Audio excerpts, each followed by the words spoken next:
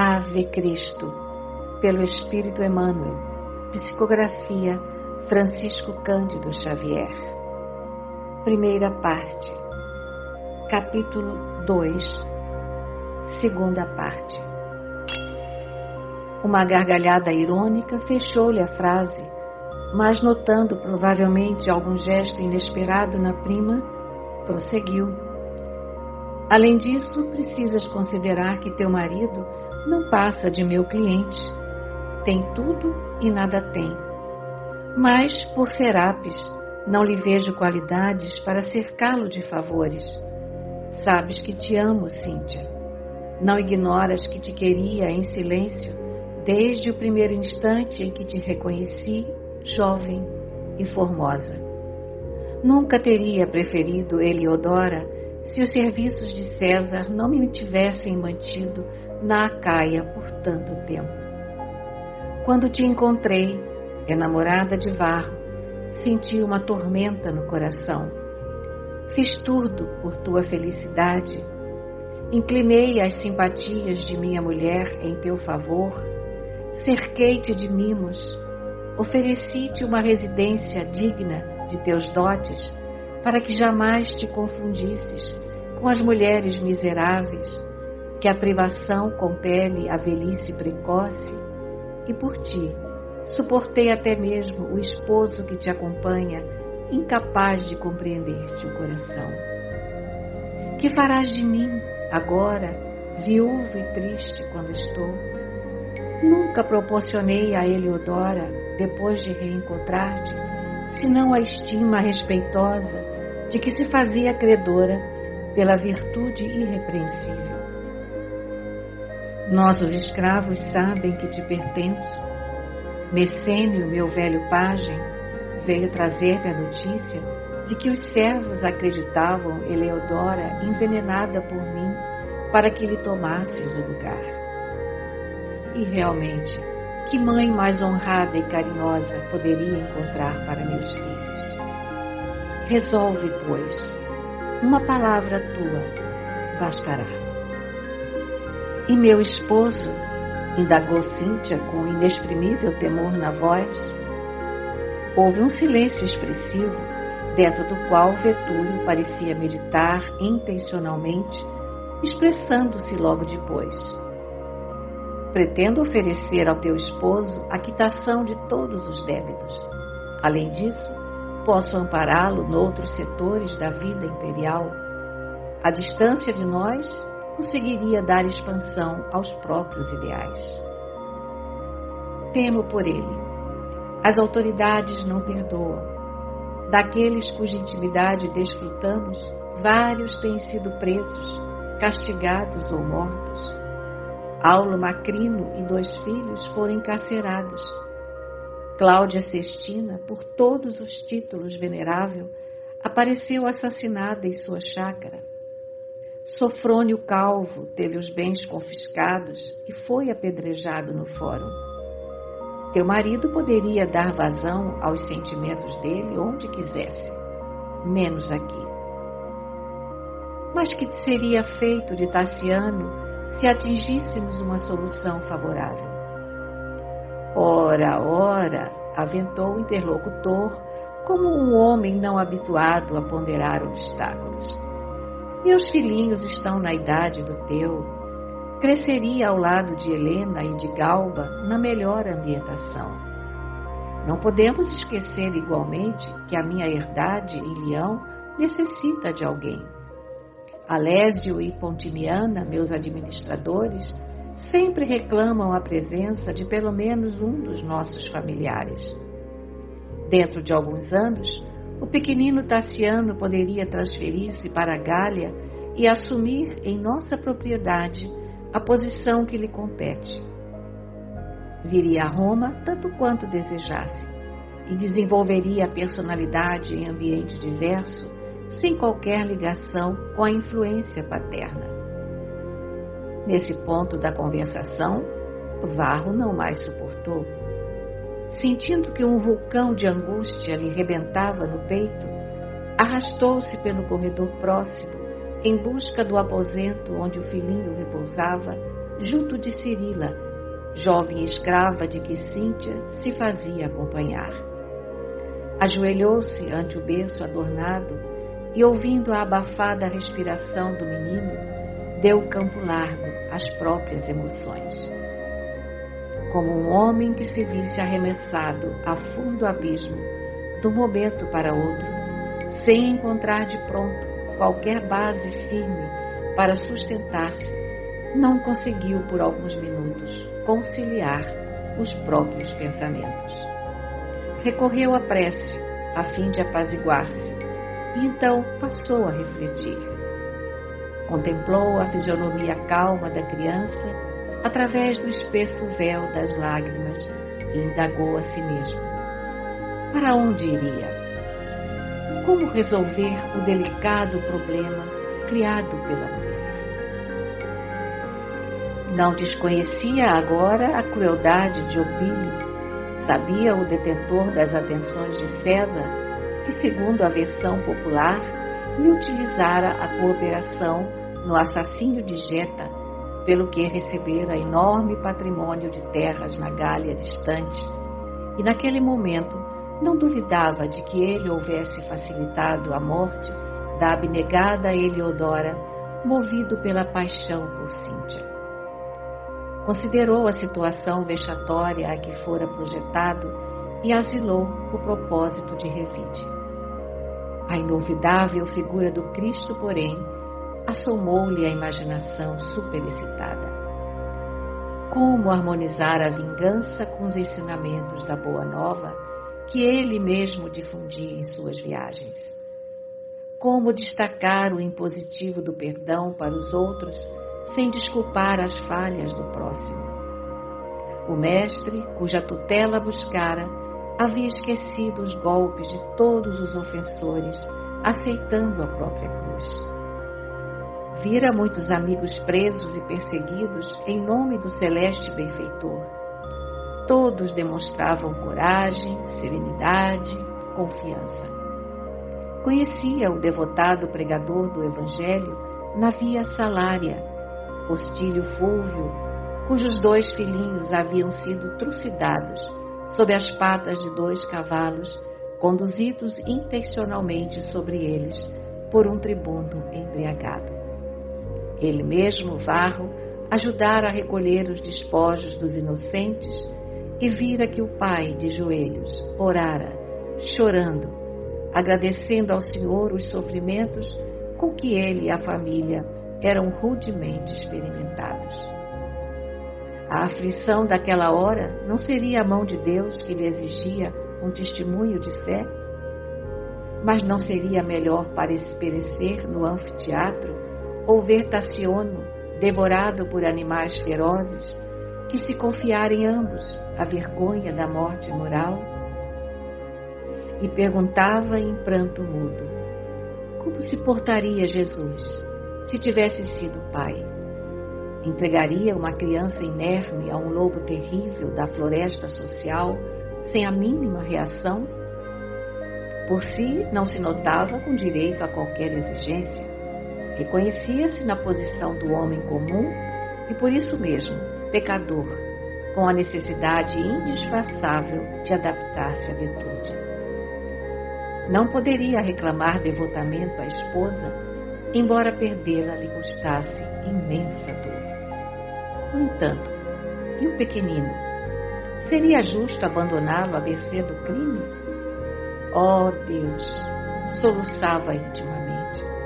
Como lutar com um homem poderoso, quanto Opílio Vetúrio, capaz de alterar as determinações do próprio César? Que a mulher amada o seguisse era uma ferida que a esponja do tempo, de certo, lhe absorveria no âmago da alma.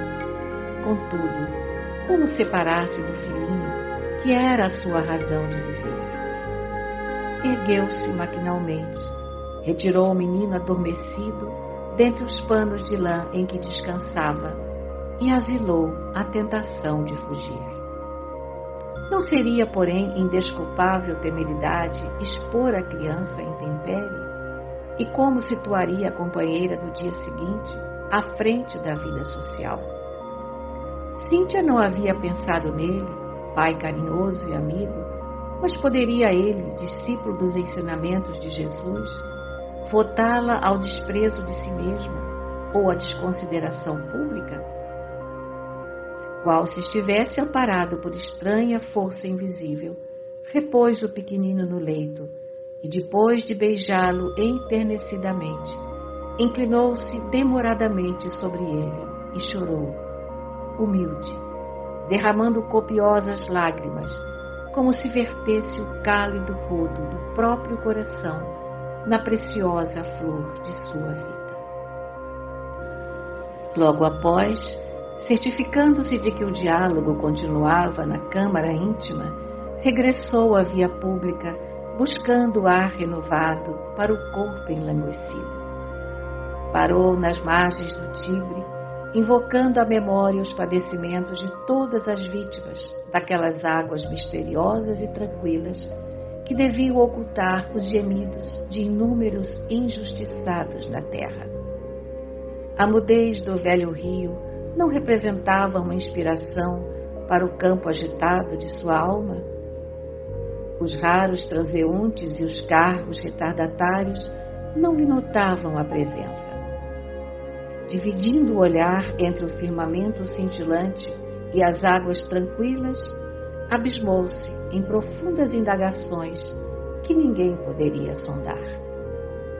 Ao alvorecer, tornou a casa, apático e desorientado, e cerrando-se num cubículo, entregou-se a sono pesado e sem sonhos, do qual despertou ao sol avançado pelos gritos dos escravos que transportavam material para construções próximas. Quinto Varro procedeu à higiene da manhã e, procurado por Cirila e a criança, afagou o filho, entre grave e afetuoso, recebendo um recado da mulher, anunciando-lhe que se ausentara, em companhia de amigas, para uma festividade religiosa no Palatino. Acabrunhado, afastou-se da residência na direção da via de Ostia. Desejava entender-se com alguém que lhe pudesse lenir a chaga íntima e, recordando a nobre figura de Corvino, propunha-se fazê-lo confidente de todas as mágoas que lhe fustigavam o coração. Recebido por Lisipo, este informou bondoso que o ancião se ausentara, atendendo a vários enfermos, acentuando, porém, que estaria ele à noite na via Ardeatina. O anfitrião, todavia, observou tamanha palidez do visitante inesperado que o convidou a sentar-se e a servir-se de um caldo reconfortante. Varro aceitou, experimentando grande melhora espiritual. A paz do recinto singelo como que lhe acalmava o espírito desarvorado. Adivinhando-lhe os tormentos morais, o velhinho desenrolou diversas páginas consoladoras que continham informações sobre o heroísmo dos mártires, como que pretendendo cicatrizar-lhe as úlceras invisíveis. O jovem ouviu atento, leu compridos trechos das descrições e, alegando abatimento físico, deixou-se ficar junto de Lisipo até mais tarde, quando ambos se dirigiram para os sepulcros num carro de velho amigo. Alcançaram os túmulos dentro da noite. Transpuseram a porta que um dos companheiros vigiava atento e desfilaram nas galerias, junto de numerosos irmãos que seguiam, conduzindo tochas em conversações coroadas de esperança. Os cemitérios cristãos em Roma eram lugares de grande alegria. Inquietos e desalentados na vida de relação, com infinitas dificuldades para se comunicarem uns com os outros, dir-se-ia que ali, no lar dos mortos, que as tradições patrícias habitualmente respeitavam, os seguidores do Cristo encontravam o clima único, favorável à comunhão de que viviam sedentos. Abraçavam-se aí, com indizível ternura fraterna, cantavam jubilosos, oravam com fervor. O cristianismo de então não se limitava aos ritos sacerdotais. Era um rio de luz e fé, banhando as lágrimas e as almas, arrebanhando corações para a jornada divina do ideal superior. As lágrimas não surgiam na condição de gotas de fel incendiado, mas como pérolas de amor e reconhecimento nas referências aos suplícios dos companheiros sacrificados. Aqui e ali, sepulturas róseas e brancas ostentavam dísticos afetuosos que não lembravam qualquer ideia escura de morte. Só a bondade de Deus e a vida eterna mereciam exaltação. Varro relia com avidez as palavras que lhe eram familiares, buscando apoio moral para a resistência íntima de que se reconhecia necessitado. Não longe, a carinhosa amizade de alguém escrevera a saudação: Festo, Jesus te abençoe. Adiante, grafara um pai devotado: Gláucia, querida filha, estamos juntos. Acolá brilhava a inscrição: Crescêncio vive. Mais além, fulgurava outra: Popeia glorificada. Nunca sentira Varro tamanha paz nos túmulos, reconhecendo-se na posição de um homem expulso do próprio lar. Sentia agora na multidão anônima dos companheiros a sua própria família. Detinha-se nos semblantes desconhecidos com mais simpatia e interesse e pensava consigo mesmo que naquela fileira de criaturas que ansiosamente buscavam os ensinamentos do Senhor, talvez existissem mais dolorosos dramas que o dele e chagas mais profundas a lhes sangrarem nos corações. Sustentava Lisipo no braço robusto, como se houvera reencontrado a alegria de ser útil a alguém, e pelos olhares felizes que permutavam entre si, pareciam ambos agradecer a influência de Jesus, que concedia ao velho afetuoso a graça de amparar-se num filho, e ao moço infortunado a ventura de encontrar um pai a quem poderia servir.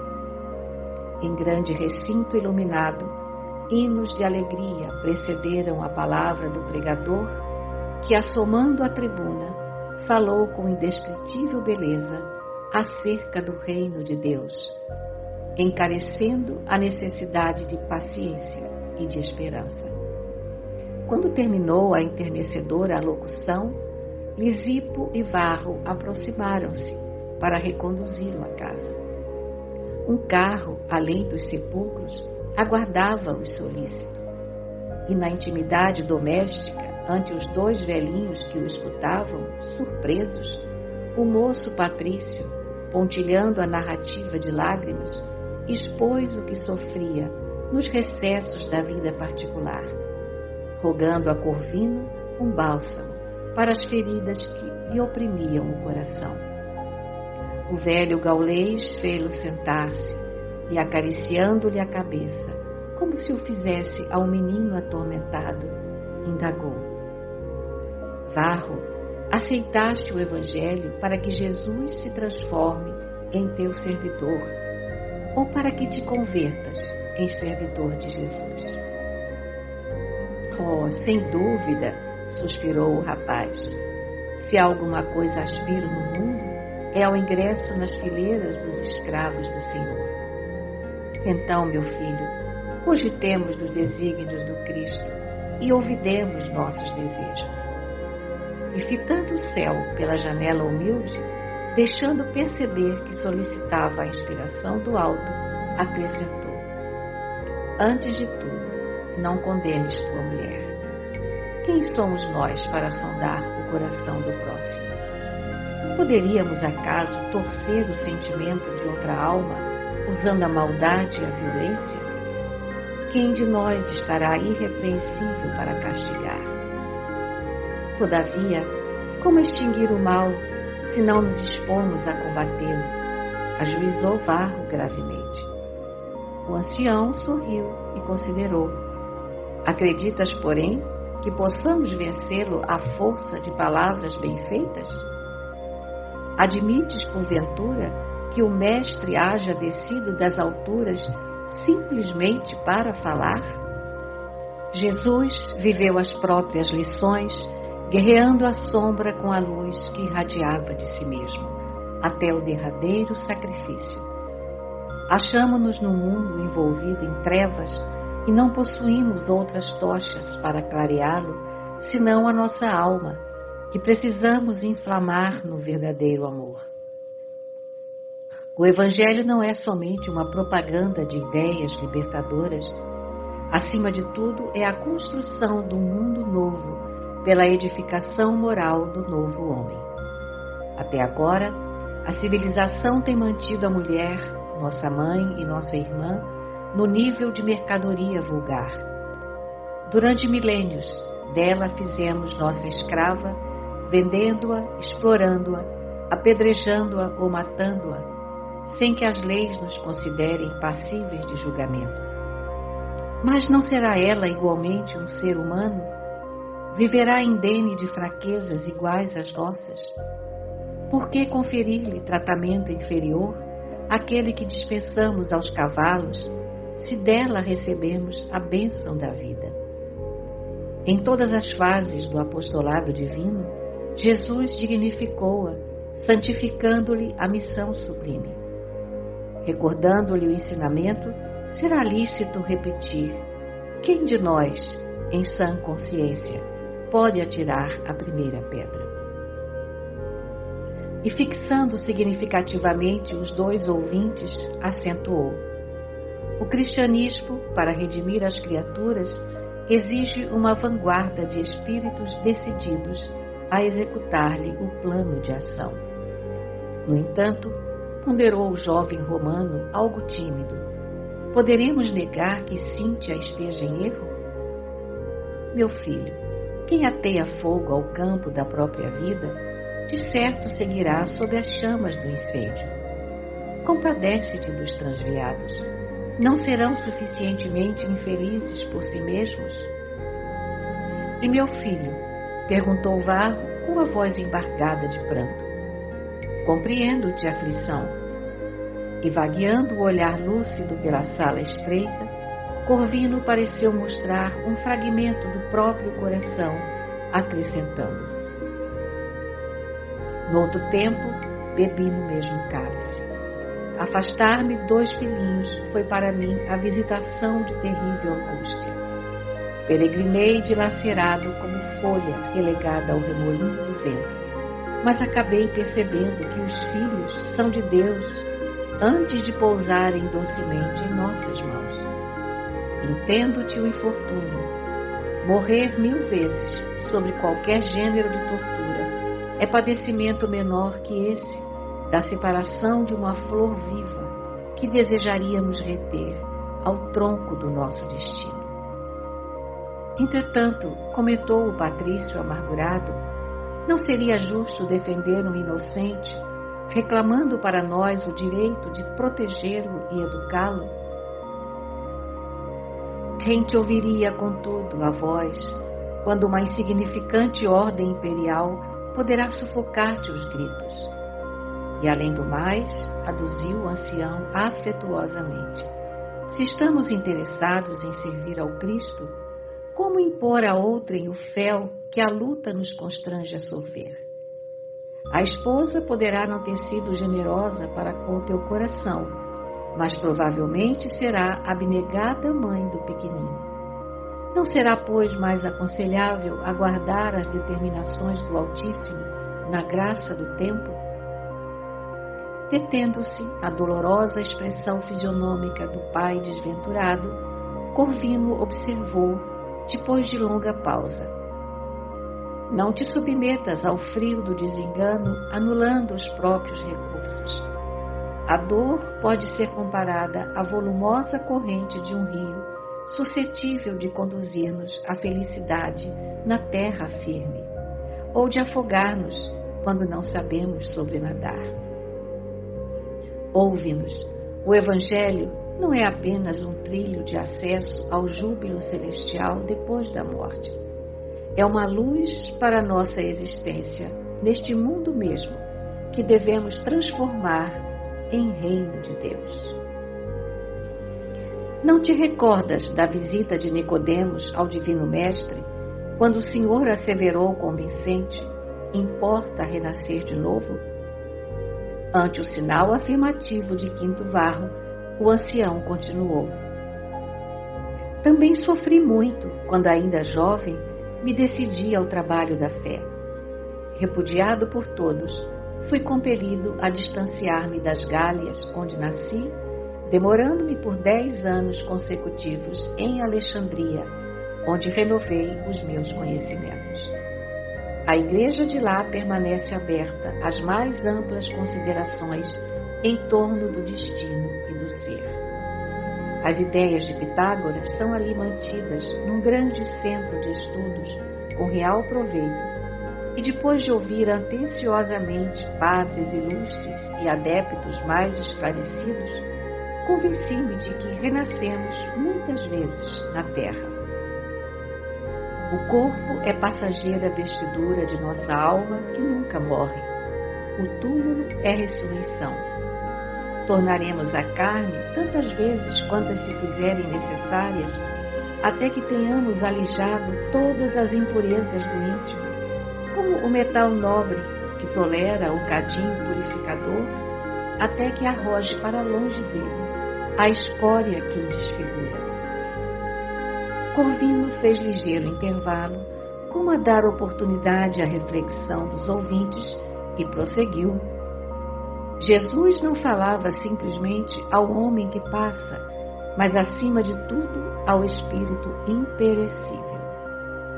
Em certo passo dos seus sublimes ensinamentos, adverte: melhor será entrares na vida aleijado que, tendo 2 mãos, te aproveitares delas para a descida às regiões inferiores. Refere-se o Cristo ao mundo como escola em que procuramos o nosso próprio burilamento. Cada qual de nós vem à Terra com os problemas de que necessita. A provação é remédio salutar. A dificuldade é degrau da grande subida. Nossos antepassados, os druidas, ensinavam que nos achamos num mundo de viagens ou num campo de reiteradas experiências, a fim de que possamos alcançar mais tarde os astros da luz divina para sermos um com Deus, nosso Pai. Criamos o sofrimento desacatando as leis universais e suportamo-lo para regressar à harmoniosa comunhão com elas. A justiça é perfeita. Ninguém chora sem necessidade. A pedra suporta a pressão do instrumento que a desgasta, a fim de brilhar soberana. A fera é conduzida à prisão para domesticar-se. O homem luta e padece para aprender a reaprender, aperfeiçoando-se cada vez mais. A terra não é o único teatro da vida. Não disse o próprio Senhor, a quem pretendemos servir, que existem muitas moradas na casa de nosso Pai? O trabalho é a escada luminosa para outras esferas, onde nos reencontraremos como pássaros que, depois de se perderem uns dos outros sob as rajadas do inverno, se reagrupam de novo ao sol abençoado da primavera. Passando a mão pelos cabelos brancos, o velho acentuou: tenho a cabeça tocada pela neve do desencanto. Muitas vezes a agonia me visitou a alma cheia de sonhos. Em torno de meus pés, a terra fria me solicita o corpo alquebrado, mas dentro do meu coração, a esperança é um sol que me abrasa, revelando em suas projeções resplendentes o glorioso caminho do futuro. Somos eternos, Varro. Amanhã reunir-nos-emos felizes no lar da eternidade, sem o pranto da separação ou da morte. Ouvindo aquelas palavras repletas de convicção e de ternura, O moço patrício aquietou o espírito atormentado. Mais alguns minutos de animadora conversação correram céleres e, algo refeito, dispôs-se a partir. Uma biga ligeira, por ele solicitada, esperava-o a reduzida distância. Quando o galope dos cavalos se fundiu no grande silêncio à porta do templo doméstico, o jovem, mais tranquilo, notou que poucas estrelas ainda fulguravam palidamente enquanto o firmamento se tingia de rubro. Alvorejava a manhã. Varro, contemplando o formoso céu romano e pedindo a Deus lhe conservasse a fé aurida no entendimento com o velho cristão gaulês, na estrada de Hóstia, julgou encontrar naquela madrugada de surpreendente beleza o símbolo do novo dia que lhe marcava agora o destino.